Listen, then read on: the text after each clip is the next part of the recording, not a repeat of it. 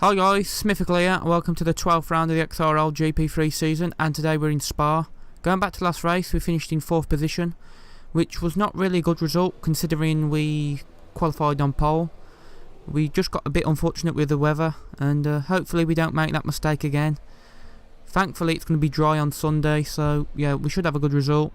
Hopefully we can beat Speed and gain a few more points on him in this championship battle we have with him. It's going to be hard, as we know, because he always seems to do well in the race, but I have good confidence coming into this track. It's a track that I like. It's a track that I did race on the previous day, you know, so I did have experience of the track, so hopefully I can have a good result. And on this qualifying lap now, we headed out of La Source and we had a decent run, but coming up to Eau Rouge now. Sorry if I mispronounced that, but my pronunciations are not that good, as now we're on the Kemmel Straight, and let's see where our first sector is compared to Indigo. And we're going to come up now to the first sector split, and we're about a tenth down on him, but we're a tenth and a half up on our previous sector 1 time. So yeah, I mean, although our lap was pretty poor last lap, a 49.4, which, yeah, it's not really good enough. You need to sort of be in the 48s in this division, maybe pushing the high 47s, as we run wide there at the corner with no name. I don't think it has a name, but now we're coming to Puon, which is a corner I really hate, and you can get really bad understeer.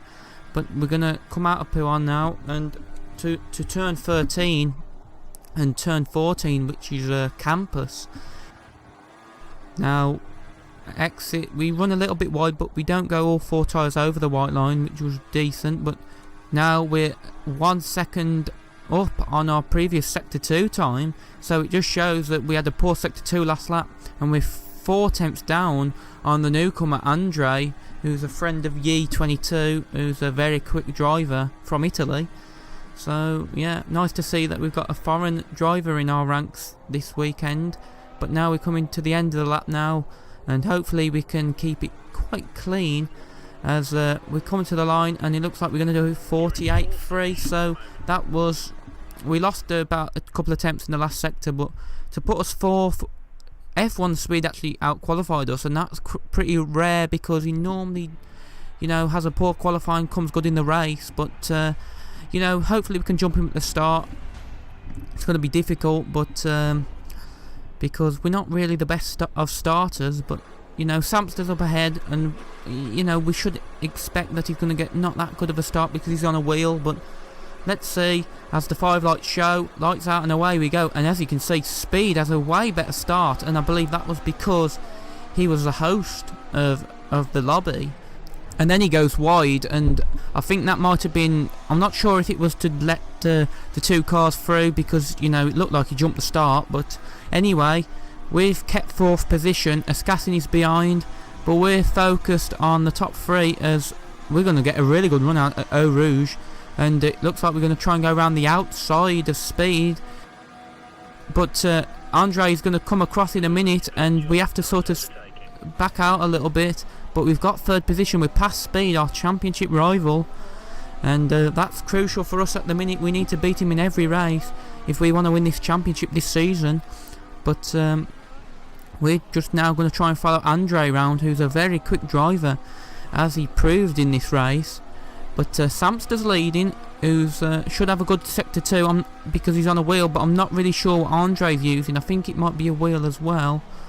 I'm just presuming, because I think Yi's on a wheel. But on the end of lap 1 now, and we're under pressure from F1x Speed, who has really put us under pressure. We're struggling to sort of get the heat into these option tyres with the overcast conditions, and it was something I was struggling with in the early laps of this Grand Prix.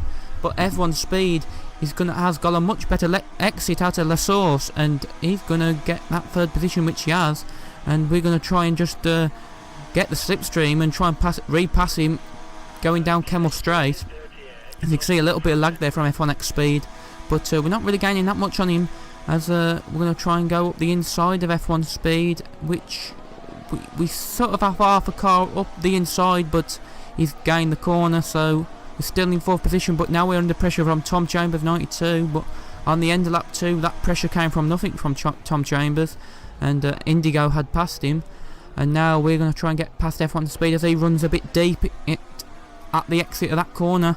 And we're going to try and go down towards La Source and get past him.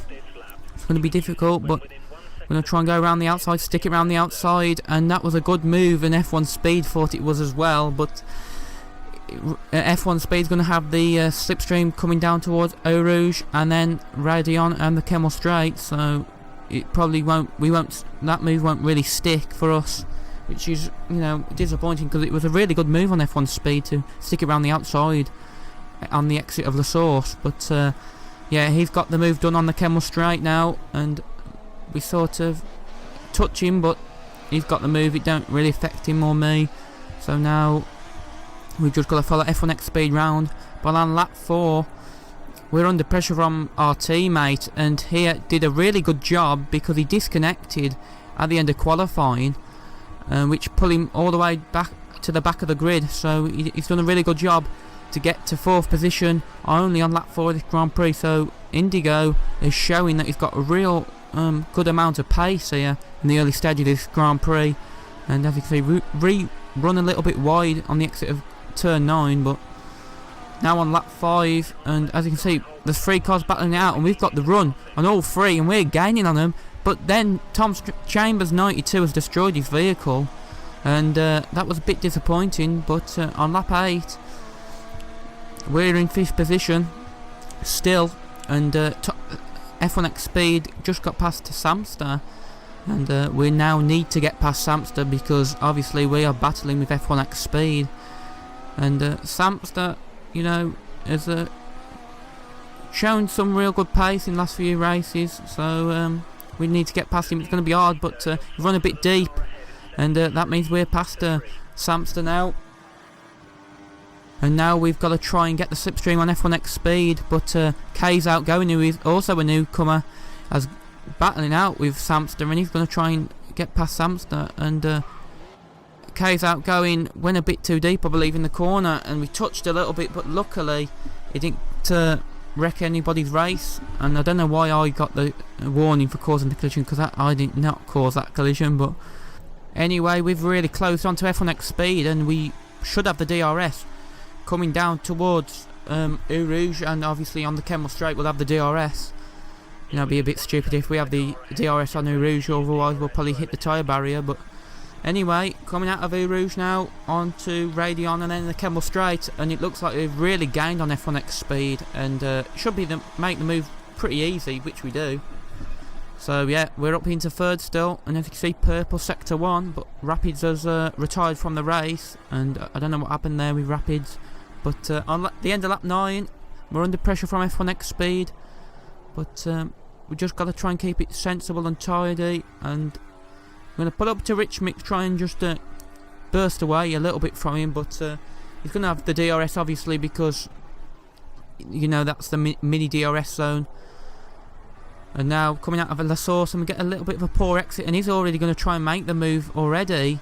But that might have benefited us, making that poor exit, because we're going to have the slipstream on the Kemmel Straight and also the DRS. So, you know, that might be a bit of luck that we've just had. And to be honest, I can't remember if it might have been deliberate from me, but I don't think it was, because I don't really think like that, to be honest. You know, think of giving someone re-getting the DRS on the straight, which pretty fortunate for me, but it helped me sort of keep 3rd position. And on lap 15, we're now pitting, and our teammate already pitted, I believe it was like lap 14. He was going to double stack, but he made a mistake in the pit, so I had to go 1 lap longer, because obviously I think it was like 6 seconds, and he made a mistake which brought it down to 3, so I'd have lost about 7 seconds in the pits. So I had to back out of going into the pits, which cost me a little bit of time to Samster, but it didn't lose me a position, thankfully. And on lap 24, John Digweed has gone into the pits, and he's done really well. I think he might have pitted on the lap, under the safety car, but he still did about 18 laps on them prime tyres. But on lap 30 now, we're going into the pits for our final stop of this Grand Prix, and we're going to put on those soft tyres. as you can see, John Digweed's behind us in 5th position. I think he might have just jumped us, I'm not really sure. But he's on the softs, and he's going to be a guy to watch out for at the end of this Grand Prix, as well as Samster. But the undercut might have helped us to work against Samster, because it was about 1.7. So as you see, F1x Speed comes out of La Source, and we come out the pits. So it's going to be a battle between the two championship rivals here at Spa. Coming up Eau Rouge now. He's on worn prime tyres, so it shouldn't be that hard. Obviously no disrespect to F1 Speed, but I'm on the faster tyres, and he hasn't really shown much pace around here. I mean, he did a fantastic quali lap, considering he hardly did any practice, because you know, his pace in the race hasn't been too great. I mean, he had good pace at the start, but he seemed to have dropped off. Don't know if it's because he couldn't get the primes to work or what, but we're now putting him under really big amount of pressure, as we're going to go up the inside of the corner that has no name, and we've got the move done for 5th position. And as you can see, up ahead is John Digweed, who is on the softs, and I think he pitted on lap 25, so, and skipping on to lap 43. As you can see, as I mentioned, John Digweed, who pitted on lap 25 of this Grand Prix, he's still on the soft tyres, so he's done an absolute fantastic job to keep them tyres lasting. As you can see, the tyres, I thought the tyres had gone there when he sort of like oversteered there, but we're going to make the move pretty comfortably. And to be honest, I weren't thinking that he would come back at me, because I thought what would happen to him was the tyres would go and he would struggle to keep it on the track like what happened to me in Austria. But that didn't happen with John Digweed, and he's going to have the slipstream, and he's going to get the DRS. So as you see, it sort of hops over the exit of Eau Rouge, and he's got the DRS and slipstream. And I don't know what I was thinking, because I really should have defended the inside line, and I didn't. And John Digweed says thank you very much, and probably one of the easiest moves for 3rd position he's going to have all day long, or for the whole season, you know. So I made it really easy for him, and I think I just had a brain fade. I just don't know what I was thinking, to be honest. And that might be 3 points that's really cost me, unless I can get this move done. I mean, I'm really all over the back of John Digweed, especially in the corners.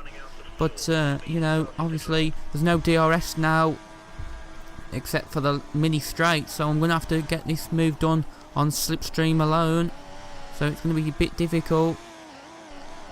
You know, really close to him, and it was really frustrating, because I knew I was faster than John Digweed, obviously because I was on fresher tyres, but he's just done everything right so far. And as we're coming now down the back straight of I believe this might be Blanchemont now, which is turn 17, turn 18, and look, we're going to go around the outside, and he's defending the inside as you'd expect, but he locks up, and we brake a bit too early, and John Digweed looks like he's going to keep 3rd position. So it was a fantastic performance by the Welshman, and we're coming home 4th, which, you know, obviously is a bit disappointing, because I was expecting the podium in the middle stages of the race. But well done to him.